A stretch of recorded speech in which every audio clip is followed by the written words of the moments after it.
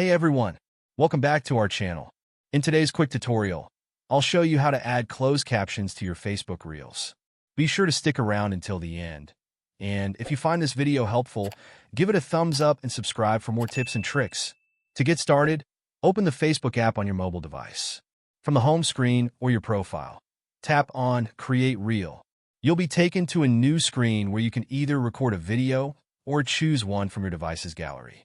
Once you've selected or recorded your video, head over to the editing screen. Here, you can enhance your video with music, text, effects, and more. When you're happy with how it looks, tap Next. On the following screen, scroll down to find the Closed Captions option. Tap on it, and you'll see a toggle switch for Automatic Closed Captions.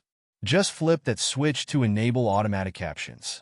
Facebook will use speech recognition to turn your spoken words into text. After enabling captions, go back to the previous screen.